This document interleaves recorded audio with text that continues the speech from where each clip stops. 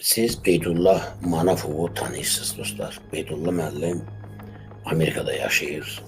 Yaşlı adamdır. Mən Azərbaycanda tanıdığım belə də politologlar arasında hörmət elədiyim adamlardan biridir. Vaxtım olduqca onu sevə-sevə dinləyirəm. Baxmayaraq ki, vaxtilə mənim haqqımda nəsə danışırdı, qoşulmuşdu o da Əli Kərimli ilə. Onun bir çıxışı var. Çox fikirləşdim, belə qərara gəldim ki, onu mütləq sizə mən təqdim etməliyəm. Mənə deyirlər ki, sən vətəni sevmirsən, sən dövlətini sevmirsən, sən Azərbaycan xalqını sevmirsən, sən vətənpərvər deyilsən, sənin masanın üstündə Azərbaycan bayrağı yoxdur, sən hörmət etmirsən Azərbaycan millətinə, sən hörmət göstərmirsən Azərbaycanın tarixinə və s. və s. Başa düşürsünüz də söhbət nədən gedir. İndi gəlin, əyri oturaq düz danışaq. Siz ki, bir dövlətə vətən deyirsiniz, mənə o vətən deyil. Ona görə ki, mən özümə vətəni seçmişəm 33 il bundan qabaq.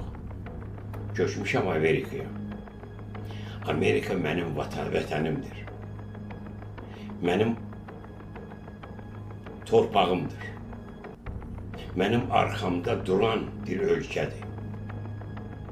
Azərbaycan dövlət deyil. Azərbaycanı axırıncı, mən deyərdim, 30 ildə Elçi bəydən tutmuş Heydər Əliyev və onun oğlu savadsız İlham Əliyev çeviriblər fahişəxanaya. Ona dövlət deməzlər. Ona deyərlər qoyunçuluq ferması. İndi istəyirsiniz mənlə razılaşın, istəyirsiniz razılaşmayın. Bu mənim fikrimdir. Mənə demək ki, sən fikrini dəyiş, bu tərbiyəsizlikdir.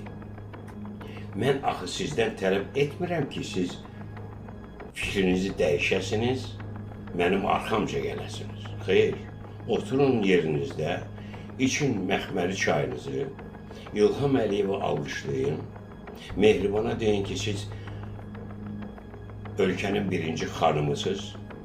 Əgər sizin birinci xanım bu gündədirsə, yerdə qalan xanımlar nə gündədir? Buna siz vətən deyirsiniz. Tüpürərəm belə vətənə. Bu vətən deyir ki.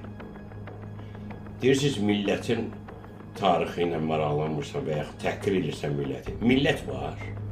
Azərbaycanda millət olsaydı, axırıncı yüzildə Məhəmməd Əmin Rəsulzadədən sonra